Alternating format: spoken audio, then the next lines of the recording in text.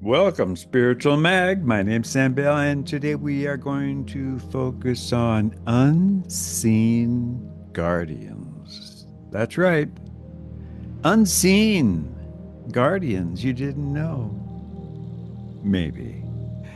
The profound role of children and teens in supporting their parents after sudden disruptions by Sam Bell. Truth is time and again that what may seem fragile, children and adolescents, often emerges as quietly formidable in the face of societal upheaval. Informed by 4 decades of clinical work as a speech language pathologist in hospital wards and hospices, where life may change forever with a single diagnosis or a whispered word, I have observed that the capacity for compassion and service is neither bound by age nor by assumed dependency. Indeed, when a seismic event, be it a natural disaster, a socio-political crisis, or an economic collapse, strikes without warning, it is not merely the strong arms of adults that rebuild. Often it is the pure hearted resilience of children and adolescents, inspired by an innate aspect of Christ consciousness and guided by the principle of compassion, who become indispensable agents of healing. Let us delve into the oft neglected historical record to unearth this quiet truth. Our journey begins with the understanding that this earthly incarnation, our choice to come here at this fraught and promising time, is not random. Sorry. You charted it. We are incarnated to learn and demonstrate compassion, to serve others over self, aligning with what ancient traditions and contemporary spiritual teachings now call civilian core, a collective spirit of compassion, service by civilians, not for glory or for gain, but out of a shared recognition of our humanity. You never know at any moment. You never know. In moments of significant historical disruption, children have often played unexpected and crucial roles. Consider the children's armies of medieval Europe, not in the literal tragic sense of war recruitment, but rather in their spontaneous organization of food lines during the Black Death, when adult structures had crumbled. In London's Great Fire of 1666, many first-hand accounts recalled children helping lead the elderly to safety through the smoke. More recently, during World War II's Blitz, school children in Britain, some as young as 7, were taught to tend community gardens, deliver messages, and comfort others. A movement inspired by civilian service rather than military conscription. These instances underscore the remarkable resilience and adaptability of children and adolescents in the face of historical disruptions. inspiring us today with their potential. In 1970s, Peru had a huge earthquake. Entire villages were leveled. It was documented that adolescents formed brigadistas, the little civilian corps, carrying water, assisting medics, and tending orphaned infants while adults faced logistical paralysis. Such responses sprang from an instinctual empathy that surpasses formal training, yet why is this seldom taught? This is partly because history tends to glorify organized, adult-centric responses and military structures. Child-led service seems too soft a narrative, too fleeting to enshrine in stone.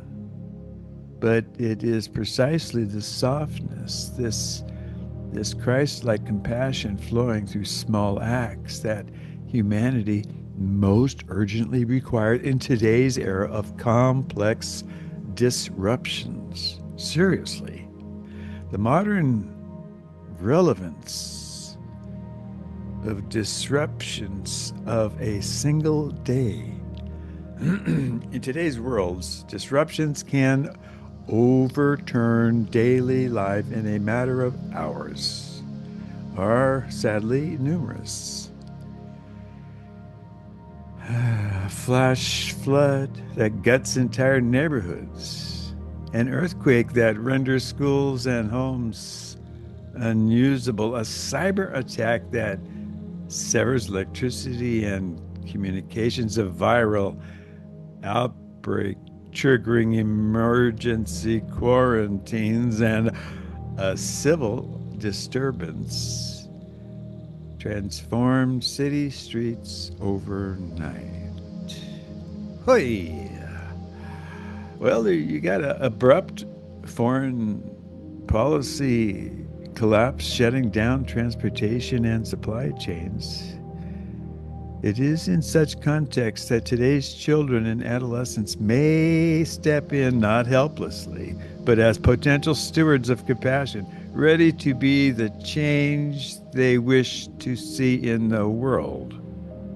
Drawing on my experience with families under duress, hospital wards emptied by earth trauma, hospice patients tended by stoic grandchildren, I offered the following examples of what an 8-year-old girl, a 13-year-old boy, and two distinct 19-year-olds might realistically and meaningfully do in support of their parents when faced with such disruptions. These examples are not just theoretical, but practical demonstrations of the potential of children and adolescents to be effective agents of change, empowering us with knowledge that they can make a real difference. Seriously. The habit patterns are cemented in place. An example. Okay, here's an example. An 8-year-old girl. Okay, so imagine a single mother and her 8-year-old daughter, their home partially destroyed by a sudden tornado. Emergency shelters are crowded and emotions are high. The child's intuitive action, rooted in compassion, is to ground her mother through routine and connection. She gathers a few undamaged storybooks from the rubble and insists on reading to her mother that night. In doing so, she offers stability and a semblance of normalcy, reminding her mother through ritual that life retains moments of peace. She also instinctively joins other children in the shelter to entertain smaller toddlers, easing the burden of stressed parents. This is civilian corps at its purest service through compassionate presence, not with ego-driven action. Here's another example. This is for a 13-year-old boy. I can visualize it pretty easily. Organizing water and safety during urban flooding. Well, okay, in a flooded city, a 13-year-old boy observes that while adults scramble to move their valuables, children and the elderly are neglected in the chaotic relocation to higher ground. Drawing upon his scouting skills or school emergency training, he organizes a local effort with his peers, setting up a clean water collection point. Go, gentlemen! Using plastic sheeting and barrels, and ensuring that younger siblings and neighbors wear flotation devices scavenged from ruined homes. Go, young man, he's good. He reports to his parents regularly, easing their anxiety, and insists they drink clean water first before themselves. His actions demonstrate an elevating consciousness as he sees his family's well-being as intricately linked to the community's survival. Keep him busy too. 19-year-old woman. Oh, it's still a teenager, but here's an example for a 19-year-old woman, and she is a civilian corps team coordinator. And in the wake of a sudden political unrest and the imposition of martial law, a 19-year-old university student and part-time volunteer medic rose to coordinate her neighbor's civilian corps, a volunteer service to others group. Her father, ill and housebound, cannot leave their apartment. Her mother struggles with the blackout of services. She creates a text tree for the building, organizing medication pickups by bicycle, and secures fresh produce from nearby farms using barter. She offers emotional coaching to parents, helping them navigate the emotional impact of the shock. Her choice is to embody compassion, not anger. She refrains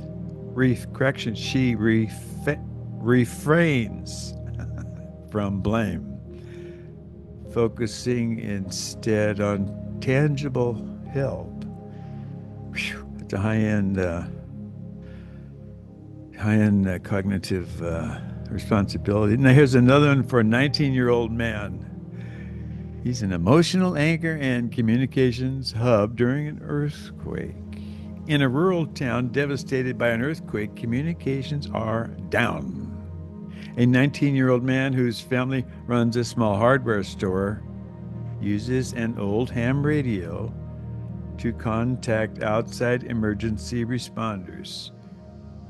But more crucially, he recognizes that emotional trauma spreads faster than physical damage. Drawing from a youth counseling course he once took, he organizes a listening circle by candlelight each night, encouraging parents and children to speak their fears and losses aloud. This simple act prevents despair from taking root, allowing adults, his own parents included, to regain emotional footing.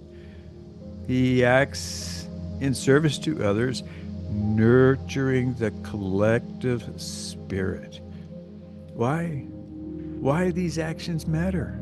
Well, children and adolescents possess an innate ability to act in compassionate service when adults are overwhelmed.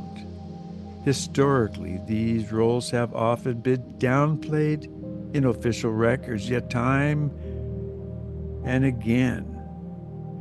When disruptions have shattered communities in a single day, it is the untrained but intuitive kindness of youth that reweaves the fabric from hope.